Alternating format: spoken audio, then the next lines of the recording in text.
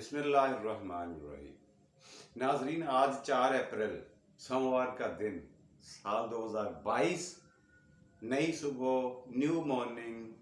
मेरी तरफ से आपको वेरी गुड मॉर्निंग, सुबह खैर और अस्सलाम वालेकुम। हस्बे मामूल सुबह के प्रोग्राम में पहला सेगमेंट होता है हमारा तारीख़ हिंदुस्तान, कदीम हिंदुस्तान की तारीख को हम डिस्कस कर रहे हैं। और हम पहुंच चुके थे गुज़श्ता एपिसोड में गुप्त ख़ानदान के दूसरे और नामवर राजा तक। अब इनके बाद एक 100 साल के लिए हिंदुस्तान में एक नया ग्रोह, नई कौम, नया एक कास्ट, एक यूं कह लें कि एक नया ग्रुप ऐसा आया मंगोलिया से उठकर, जिनको हन, जो अपने आप को हन के नाम से बुलवाते थे, मनवाते थे और कहते थे हमारी कौम हन है। ये मुलाहिजा फरमाएं, ये इस तरह से लिखा हुआ है तारीख की किताबों में, हन।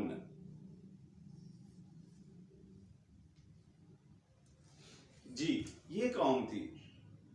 कहा जाता है कि हन कौम ने मंगोलिया से उठकर आकर हिंदुस्तान में अच्छी खासी शोरश की, एक लड़ाई झगड़ा, एक दंगा फसाद का बाजार गर्म करने की कोशिश की। इनके पास बाकायदा कोई फौज नहीं थी, मगर ये खुद को गैर मामूली तौर पर लड़ाका, जंगजू और झगड़ालू, फसादी समझते थे। और इनका ख्याल था कि हिंदुस्तानी हमारे सामने तारने वाला साबित होंगे, वो मज़ामत ही नहीं कर सकेंगे, हम बड़ी आसानी से जाकर हिंदुस्तान में बहुत सारी सल्तनतों पर, मुल्कों पर कब्जा कर लेंगे। और यूं इन्होंने पूरे हिंदुस्तान में उद्यम मचाए रखा और तकरीबन 100 साल, एक सदी इन्होंने हिंदुस्तान में क़याम किया। लेकिन बाकायदा इनकी तंजीम को, इनकी कौम को जो पहली कामयाबी मिली, वो मिली है जी 450 ईस्वी में। 450 ईस्वी में हन कौम को पहली कामयाबी मिली। अच्छा, 450 ईस्वी से लेकर इनका स्टे रहता है 528 तक। ये तकरीबन 78 कहते हैं।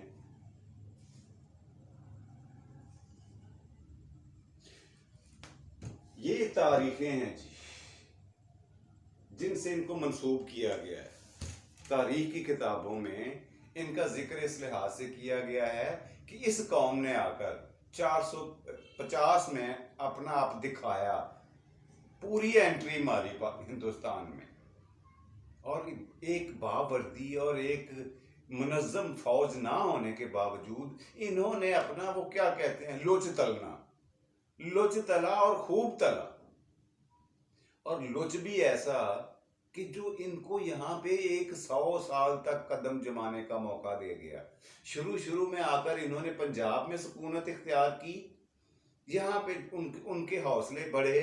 यहाँ पे जो लोग बसते थे, जिम्मेदार थे, जागीरदार थे, उनको, काश्तकारों को मारकर भगा दिया, वो उनकी कत्लो गारत गरी करी, उनकी गर्दनें उड़ाई। इनका हौसला इतना बढ़ा कि ये गंगा यानी मशरकी हिंदुस्तान की तरफ इन्होंने पेशकदमी शुरू कर दी। और वहां पर जाकर इनसे पहला के जो खानदान हुकूमत में था वो गुप्त खानदान था। गुप्त खानदान के तकरीबन 80% लोगों को कत्ल कर दिया इन्होंने। जहां जहां उनके चश्मो चराग इनको मिलते, ये छोटों को नहीं, बड़ों को नहीं, बुजुर्गों को भी नहीं, किसी को नहीं छोड़ रहे थे। सब के सब कत्ल किए जा रहे, हजारों में। इन्होंने कत्लो गारत गरी का वो बाजार गर्म किया हिंदुस्तान में कि चंगेज खां भी अपनी कब्र में कानों को हाथ लगाता होगा। अब होता क्या है कि सबसे पहला राजा, इन्होंने जो डैमेज किया था ना गुप्त खानदान को, डेंट डालने में कामयाब जरूर हो गए थे, जो मैं समझा। इसलिए कि उनकी हुकूमत जो मगध में थी, मगध ही सबसे बड़ा मुल्क था, उसको इतना वीक कर दिया था इन लोगों ने, हान कौम ने, कि वो अपनी दूर दराज की रियासतों पर अपना कब्जा कायम रखने के लिए दिक्कत महसूस करने लगा।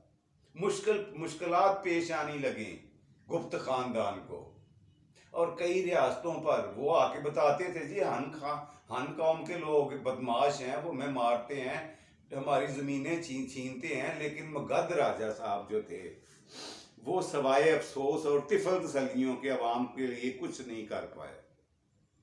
फिर उसके बाद ये हुआ कि इन्होंने पढ़ी बिस्मिल्लाह, और ये मैं आपको बता दूं कि ये मंगोल थे, मंगोलिया से आए थे। ये शायद मैंने पहले बताया कि नहीं, हान कौम जो थी ये मंगोल थे असल में। मंगोलिया से यहाँ आकर पहले पंजाब में और फिर मशरकी हिंदुस्तान की तरफ इन्होंने कदम बढ़ाना शुरू किया, उधर उधर की तरफ गए, तो इन्होंने काफ़ी इलाकों को अपने ज़ेरे तसल्लुत कर लिया, और कम अज़ कम इतनी हद तक ज़रूर कामयाब हो गए कि इन्होंने मगध के राजाओं की, यानी गुप्त ख़ानदान के राजाओं की, बादशाहों की रातों की नींद हराम ज़रूर कर दी। उसके बाद क्या हुआ कि इनका जो सबसे पहला बादशाह बना, उसका नाम था तूरमान।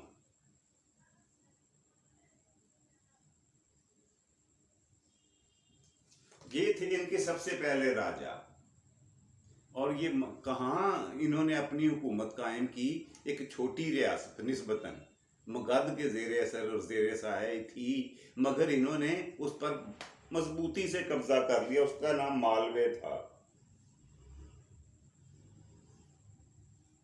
ये था उस रियासत का नाम, जहां से इन्होंने बिस्मिल्लाह पढ़ी, शुरुआत की मुल्कों पर कब्जा करने की, हान खानदान के लोगों ने।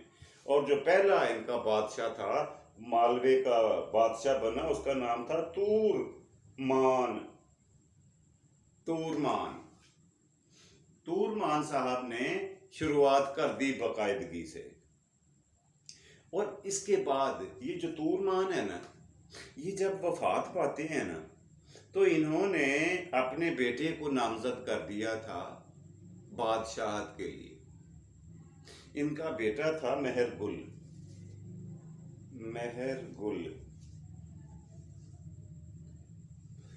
ये दूसरे साहब थे। ये इसका बेटा, ये तूरमान का बेटा मेहरगुल, जब ये अपने बाप की जगह ये गद्दी नशीन हुआ, मालवे का बादशाह बना, तो इसने जुल्मों बर्बरियत के मुकाबले में अपने बाप को भी 100 गुना पीछे छोड़ दिया। ये बिला वजह भी लोगों को, बगैर किसी गुनाह के, बगैर किसी मजामत के लोगों को कत्लो गारत रोजाना का बाजार गर्म कर दिया। और आखिरकार मजबूर होकर वो जो मगध के राजा थे, हालांकि ये आमतौर पर किसी से मदद तलब करना पसंद नहीं करते थे, मगर इन्होंने उनका नाम था बालादित्य। ये थे उस वक्त मगध के राजा।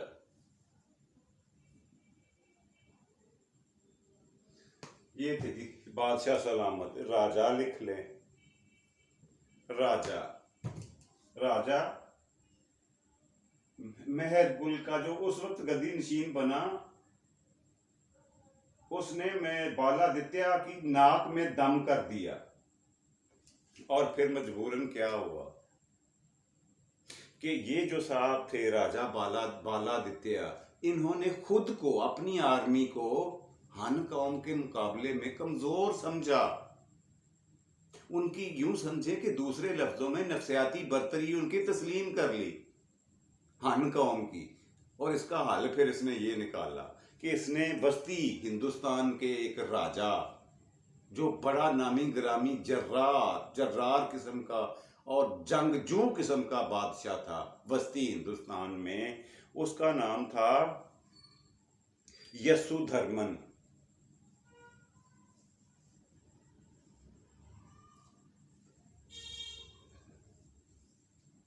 ये था सेंट्रल पंजाब, सेंट्रल इंडिया का बादशाह, राजा यशोधर्मन।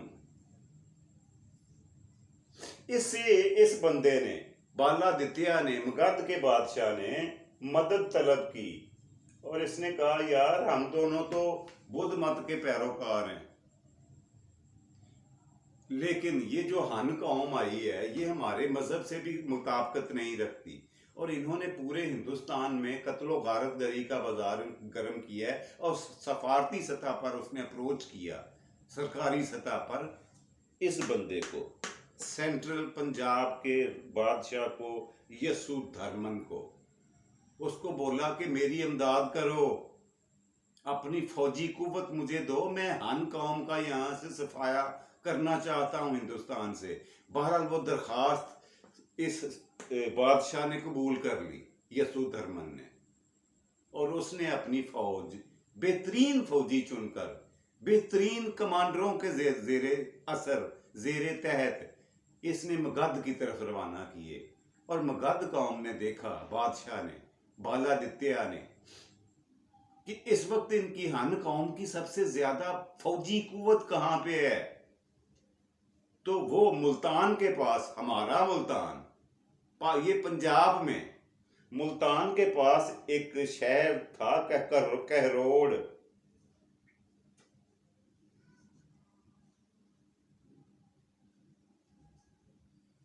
अच्छा, ये शहर आज भी है, शायद आपने देखा ना हो, सुना तो जरूर होगा। ये 528 में इनके साथ घुमसान का रन पड़ा। 528 में 528 में इन्होंने दो मुल्कों की फौजों ने मिलकर कहरोड़ के मुकाम पर ये हन कौम का कत्लो गारत करके, इनकी गर्दनें उड़ा के, इनके औसान खता करने में कामयाब हो गया मगध का राजा। लेकिन ये ज़हन में रहे कि अकेला कुछ नहीं कर पाया, वही सेंट्रल इंडिया, जो बस्ती हिंदुस्तान का राजा था, उसकी मदद से, उसकी आशीर्वाद से, उसके ताउन के एतबार से इसने हन कौम का सफाया कर दिया। फौज को हिंदुस्तान छोड़ने पर हन कौम को मजबूर कर दिया बैकफुट पर जाने के लिए। कई दिनों की जंग के बाद, कत्लो गारतगरी के बाद, हन फौजियों के पांव उखड़ गए, हौसला हार गए, हिम्मत जवाब दे गई। उन्होंने जान बचाकर, दुम दबाकर भागने में ही अपनी खैरियत व आफियत जानी। अब जो बाकी बचे थे ना हन कौम के लोग, उन्होंने पूरे हिंदुस्तान में अपनी शनाख्त ही छुपा ली। वो नकल मकानी करके अपनी जगह उन्होंने तब्दील कर ली। मसलन एक 100 जो यहाँ बैठा था 100 मील दूर जाके बैठ गया और बताया, किसी को नहीं बताया कि मैं हन कौम से, मेरी कौम हन है, नहीं बताया। इसलिए कि उनको अब जान प्यारी थी, अपनी जान के लाले पड़े हुए थे, बजाय इसके कि ये मुल्कों पर कब्जा करते, उनको अपनी जेरे नगू करते, उनके ऊपर अपना तसल्लत कायम करते। अब इनको जान बचाने के लाले पड़ गए और फिर जो बचे खुचे हन कौम के लोग थे, उन्होंने बाकी मांदा जिंदगी गुमनामी में ही गुजारी। लेकिन जाते जाते इन्होंने तारीख के और आंख में अपना नाम अंदराज करवा लिया, नाम का, कि तकरीबन जो मैंने आपको तवारीख बताई हैं ईस्वी की, उसमें इन्होंने तकरीबन 100 साल तक पूरे हिंदुस्तान में शोरश का बाजार गर्म रखा, यूं कहें कि वक्ता डाला रखा, स्यापा डाले रखा। इसमें जरूर कामयाब हुए, लेकिन मगध के मुकाबले में, मगध राजा बालादित्य के मुकाबले में अपने पांव जमाने में उस तौर का, उस स्टैंडर्ड का मुल्क बनाने में, हालांकि मालवे पर इनकी हुकूमत थी, कायम कर ली थी, लेकिन फौजी ताकत के लिहाज से ये मगध और गुप्त खानदान से एक दफा फिर मार खा गए और उन्होंने बेहतरीन डिप्लोमेसी का जरिया सहारा लेते हुए वस्ती हिंदुस्तान के राजा को साथ में मिलाकर इनकी ईंट से ईंट बजाई। लेकिन करते करते गिरते पड़ते मरते मरते भी इन्होंने तकरीबन 100 साल तक पूरे हिंदुस्तान में कोहराम बर्पा किए रखा। तो ये ज़िमनी तौर पर एक खानदान था जिसका मैंने मुख्तसर अहवाल आपको बताया।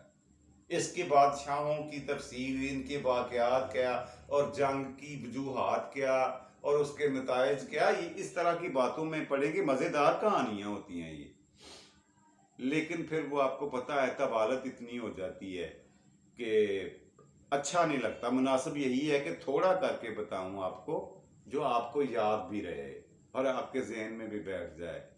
जी, तो आज के प्रोग्राम का दूसरा सेगमेंट यानी आज का लफ्ज।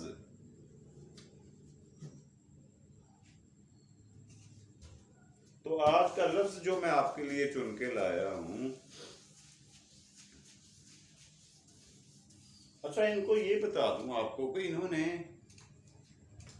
गुप्त खानदान तकरीबन 2 सदियां बाद में भी इनको हन कौम को भगाने के बाद भी 2 सदियां तक मगध में राज करता रहा, मगर फिर उनका ये वो शान व शौकत नहीं रही। ये बात है जी। आज का लफ्ज जो मैं आपके लिए लेकर के आया हूं वो है, ये मैं लिखने जा रहा जी। ये मैंने लिखा है लफ्ज जी। क्या लिखा है जी? हाँ, जलवा। जलवा का मतलब क्या होता है? जलवा का मतलब होता है मंजर, दिखाना। तो या फिर यूं कहें कि नमूदार होना, या फिर किसी चीज का निकलना, या फिर जाहिर होना। जलवा यही होता है ना।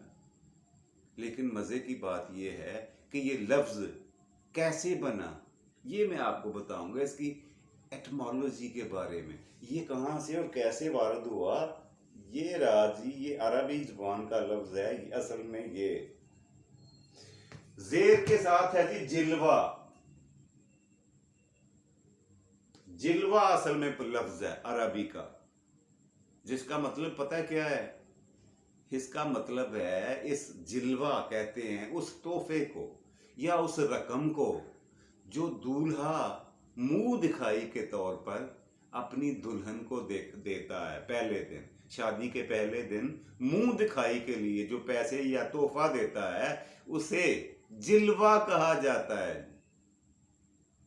और उससे हमने जलवा बना लिया। है ना हमारे कमाल की बात?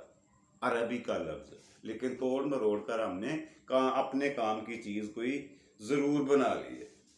उम्मीद है आपको अच्छा लगा होगा और ये पसंद भी आया होगा आज का लफ्ज जी। तो आज की बात, तीसरा और आखिरी सेगमेंट आज की बात होता है। आज की बात यह है प्यारे भाई बहनों